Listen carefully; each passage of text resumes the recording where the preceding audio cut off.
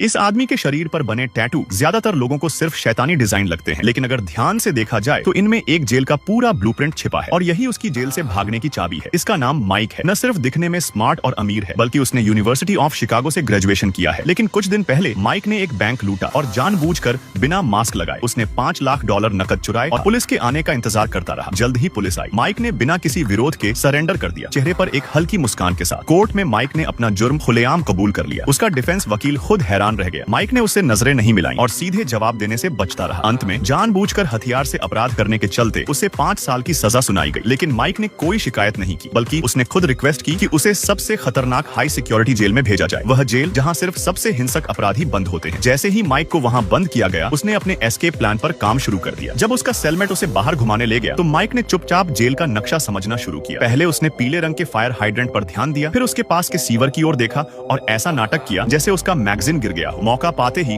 उसने वो magazine great के अंदर से सरका दी। तभी उसकी नजर एक आदमी पर पड़ी। सेलमेट ने बताया कि ये वही शख्स है जिसने वाइस प्रेसिडेंट के भाई की हत्या की थी और 2 दिन में उसकी फांसी तय है। सेलमेट ने चेतावनी दी, डेथ रो के कैदियों से दूर ही रहना बेहतर है, वरना साथ में डूब जाएगा। लेकिन माइक जरा भी नहीं डरा, क्योंकि वो आदमी उसका भाई है। असल में माइक ने बैंक सिर्फ इसलिए लूटा था ताकि उसे इस जेल में भेजा जा सके और अपने भाई को फांसी से पहले वहाँ से निकाल सके। माइक को पूरा यकीन था कि उसके भाई को फंसाया गया है। इसके बाद माइक जेल की डिस्पेंसरी में गया। वहाँ उसने झूठ बोला कि उसे डायबिटीज है और उसे रोजाना इंसुलिन इंजेक्शन चाहिए होते हैं। अपनी स्मार्टनेस और अच्छे लुक्स की बदौलत माइक ने डॉक्टर सारा का भरोसा जल्दी ही जीत लिया। लेकिन उसका असली टारगेट सारा नहीं थी, बल्कि इन्फर्मरी की स्ट्रेटेजिक लोकेशन थी। जब सारा थोड़ी देर के लिए हटी, माइक ने एक खास तरीके से मोड़ा हुआ पेपर क्रेन सीवर में डाल दिया और यकीनन वो क्रेन बाहर उस मैगजीन से मिल गया जो उसने यार्ड के सीवर में डाला था। इससे ये साबित हो गया कि इन्फर्मरी और यार्ड आपस में जुड़े हुए हैं। ये कंफर्म होते ही माइक का अगला कदम था किसी भी हाल में अपने भाई तक पहुंचना।